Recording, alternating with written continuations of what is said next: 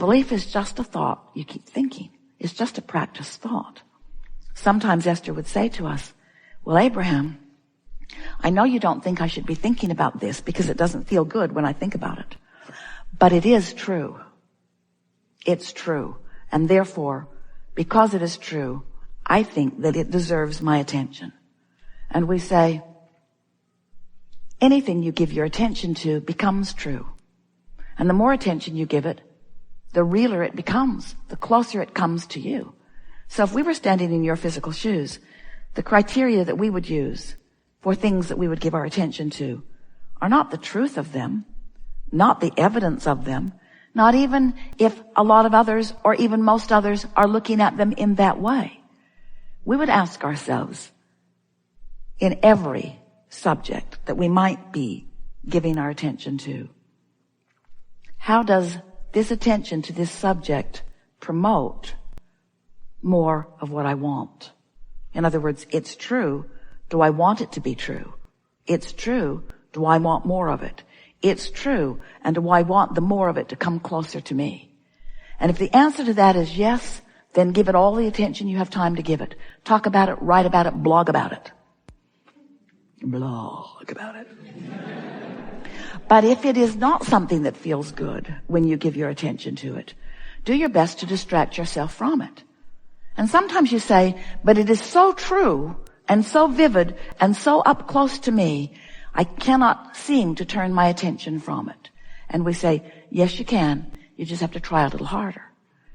And often you say, but Abraham, it is so vivid and so real. And we say, why is it real? You've been giving your attention to it. Want to make it less real for you? Turn your attention from it.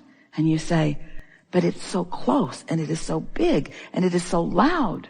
And now there are other people around me pointing right at it and asking me, do you see that? Do you see that? Do you see that? Do you see that?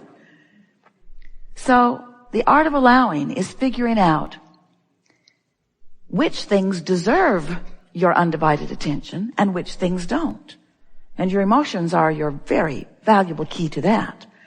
And then once you have decided what you actually want to give your attention to, that you want to focus upon until it becomes an active belief within you. You see, when you give your attention to something, it's vibrating. And when you give your attention to it for a little while, it vibrates with more stability within you. And when something vibrates with stability within you, now it has attraction power and it will show itself to you in more and more vivid, real ways. So once you have decided, well, this is something that I want to come to me in more vivid ways, then give it your attention. But if it is not something you want to come to you in more vivid ways, you must distract yourself from it.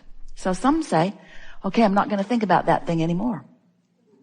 We say, what thing? That thing you're thinking about? Yeah, that thing over there that I'm thinking about, I'm not going to think about that thing anymore because I don't want that thing that I don't want to come into my experience anymore. I don't want to think about that thing that I'm thinking about. And we say, well, how are you going to deactivate it? How do you deactivate a vibration within you? You don't do it by looking at it and saying, I'm deactivating you. Because what you look at is more fully, more further activated. So how would you deactivate yourself from that thought? Think another one. Look someplace else. But then you say, it's really hard to turn my attention very far away from that. And we say, we know it is because it's active and the things that are around you are a lot about that.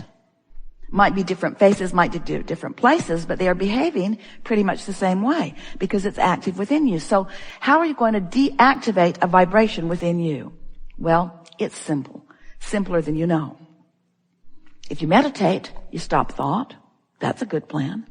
When you sleep, you deactivate it for a while, but when you wake up, you pick it right up where you last left it. You could deliberately try to change your thought about it, but that's a little bit harder because you really only have access to thoughts that are somewhere in the vicinity. But you could gradually move to a better feeling place, gradually. Or you could take the subject that is causing you the negative emotion, because that's how you know it's one you want to let go of, yes? You could take the subject that you are feeling negative emotion about, and you could become vague about it. General about it. You know how your kids do when they don't want you to know what's up? Aren't you just amazed at how vague they can be? I don't really know. I haven't actually thought about that. I don't remember. Yes, you do. I know you remember. I know you remember, you say to them, because you've been extracting specifics from them for a while. But we're wanting you to let them off the hook. We're wanting you to let yourself off the hook. We're wanting you, if you're feeling negative emotion, to teach yourself the art of vagueness. I don't really know. I haven't really thought about that. I don't really have time to think about that right now. I don't need to think about this right now. It'll be all right. Don't worry about it, Mom. Don't worry about it. It'll be all right. If you can practice the art of vagueness on subjects that make you feel negative emotion, and the art of specifics on subjects that do make you feel good, you will have figured deliberate creation out precisely, because that really is all there is to it. The more you talk about unwanted things, the more specific they become within you. The more specific the vibration of them is. And the more specifically law of attraction will deliver the details of these unwanted things to you. Now we know that as humans, you have wanted God, and more recently, law of attraction, to be more discerning and to not give you what you're offering a vibration about, but to give you instead what you want. But it doesn't work that way. Law of attraction is not giving you what you want. Law of attraction is giving you what's active in your vibration. So that really begs the question, doesn't it? Is what's active in my vibration really what I want? Is it? Am I offering a steady, active vibration about my true desires? Or am I offering a steady vibration about what is? Well, if what is your true desire, then that's really a good plan. But if you're reaching for something different or something more, and you always are reaching for more, then you're wanting to use a different criteria for that which you give your attention to. We have enjoyed this interaction immensely, and we mean it. In other words, we were interacting. As we've been visiting, your vibration has come right up to speed. As we've been rambling here about these things that for the most part you already know, holding you in a steady conversation about them, you have come into vibrational alignment with your true knowledge about how deliberate creation works. You are powerful creators. As Esther was standing at the podium, bringing herself into soft vibration, distracting herself from that which is around her with the singular purpose of allowing her vibration to raise into the vibrational frequency of that which is us. The first thing we said to her is, this is going to be your favorite day ever. We have enjoyed this interaction a lot. We told Esther as the day was beginning that it would be her favorite day ever. And when she listens back to this, she's going to discover why. Our favorite thing in a day like this is your willingness to come and play with us. Sitting here in the room, many of you are watching live around the world, but you are participating here with not only us, but with your own inner being.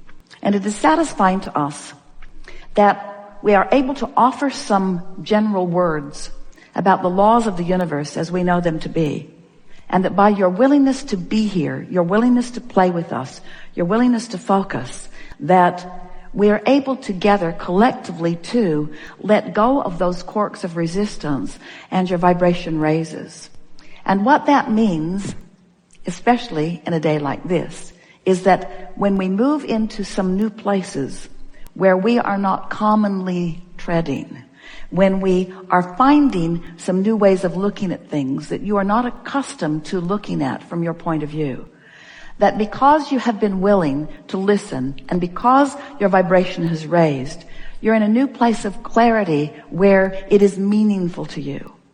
And the reason that we like that so much is because that means you've spent some time. We've been together for about 3 hours. And during a significant part of those hours, you have been in a state of alignment with the broader part of who you are. And what that means is you've practiced without meaning to a higher frequency vibration. And that practice is really all that is required in deliberate creation and in allowing what you want.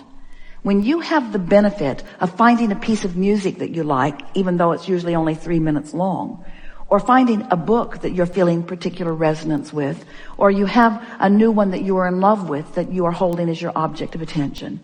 When you have moments in time where you can focus for periods of time where no resistance enters into the arena for a specific period of time, 17 seconds gets it going, another 17 seconds really adds to it.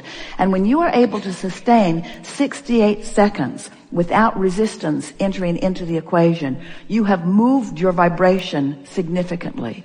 And that's what's happened to several of you on several occasions here today.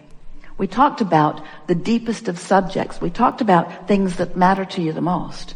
And in all of that, you shifted your vibration significantly. So what that means is, over the next few days, if we were standing in your physical shoes,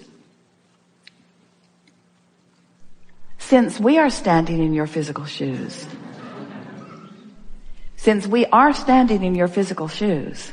it is our intention to watch for evidence of the new alignment that you've practiced in these hours that we have been together.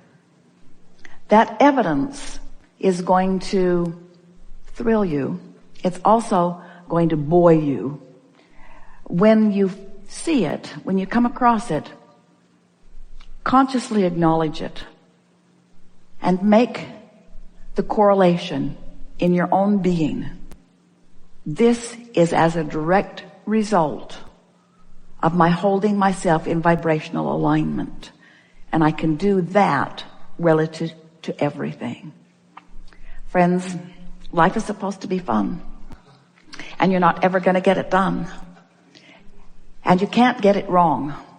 And if you will begin to embrace those contrasting moments as part of the path along your trail to the things that you are really wanting, then life will be sweet, sweet, sweet, sweet, sweet, sweet, sweet, sweet, sweet for you the majority of the time. And when it's a little sour, it's still on track. That's really what we want you to hear from us. Be easy about it and meditate if you feel like it. But most of all, make a decision that nothing is more important than that you feel good, and pay attention to the way you feel. And when you feel less than wonderful, do anything and everything you can think of doing, which usually just means change the pace from whatever. So if you're in the middle of a conversation that is taking you down, smile and end it. If you are sitting in your body and it is tired and stiff, get up and move around. In other words, don't allow yourself to continue in the direction of what does not feel good. Use your guidance system in the way it is intended and shift directions. And so in the same way that if you've been sitting too long, you want to get up and stretch, sometimes you are involved in a thought that is not serving you, and you would be well to change the direction of the thought.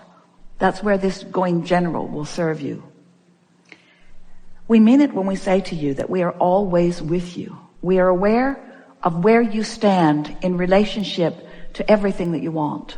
And we, and others like us, those inner beings that exist in your vortex, are aware of where you are in relationship to what you want and are offering constant inclinations. It sort of goes like, since we see where you are and we know what you want, if we were standing in your physical shoes, we would go this way. And it's not just a projection of thought that we're offering you, because we have access to your muscles. We have access to the cells of your body. We have access to the thoughts that you are thinking. In other words, that influence, that impulse that you receive is that impulse that is us within you. So when you recognize that we are within you and that we are giving you an impulse to go this way, in your most relaxed state, you will go that way. And when you go in the direction of that which is inspired from within, it is our promise that you are about to rendezvous with something that you have been looking for. And when that happens, the thing that we want you to say to yourself is this: I received an impulse. I trusted it, and it paid off. Play that game for a week.